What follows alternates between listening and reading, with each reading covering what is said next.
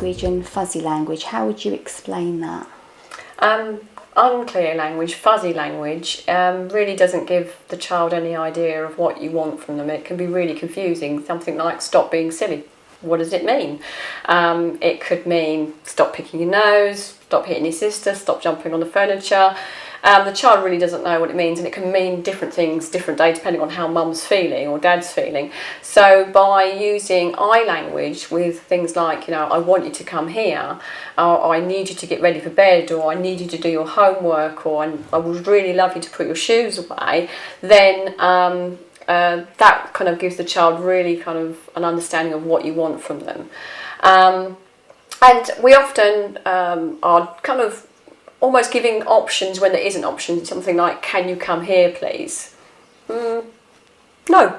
So if we say, I want you to come here, then let's be honest, that's exactly what you want them to do, so then they know and then they can comply. Now if they don't comply, then obviously they're testing you, and then you might need to go, right, I want you to come here by the time I count to 5, and if you don't, then we won't be going to the park this afternoon. So then they know that exactly what you want of them, and then they know what's going to happen should they not comply.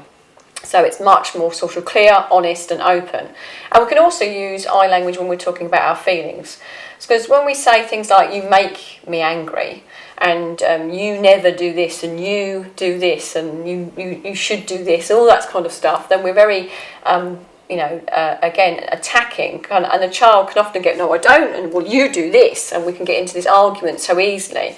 But by saying, you know, I feel really upset with the way that you're talking to me, then that's owning it. And that's being respectful to the child, because you're the adult and you need to be role modelling about how to communicate. So if you say, I feel really angry with the way that you've just hurt your brother, and that's really upset me, then the child knows how you're feeling, but also you haven't attacked them. Because when we say, you make me something, we take our emotions and we dump it on the person and go, it's all your fault.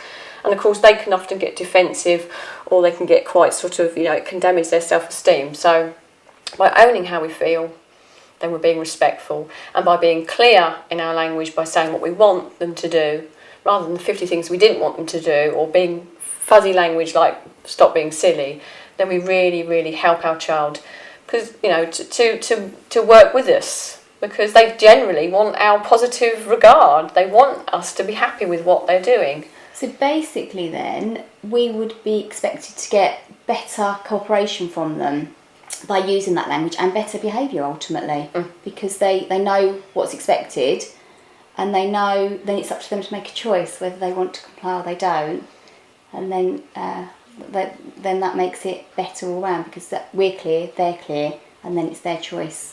And do what we want. Yeah, because they normally kind of, they now know what you want from them. So when we use things like, don't do this and don't do that and stop doing this and stop doing that, then they just think, well, I can't please you, and you're never happy. So, and they can get quite rebellious then. So, parents often say, well, why should, parents often say, they never listen to me. But why would they, when all we're being is critical and nagging and moaning and complaining? So by using I language, then they know what we're clear, we're honest, we're respectful, and they know exactly what we want from them, and therefore they're more likely to comply. And then we can bring that praise in. We can also bring in things like choices. So if they choose not to comply, then obviously maybe there's a consequence. But if they choose to comply, then something good might happen. So that's why it goes so well with choices, is that they can then make that choice. And then if they don't comply, then there's a consequence for that behaviour. Yeah, as well as maybe complying. You could say, well, thank you very much for coming when I asked you. Right, now we can get down the park.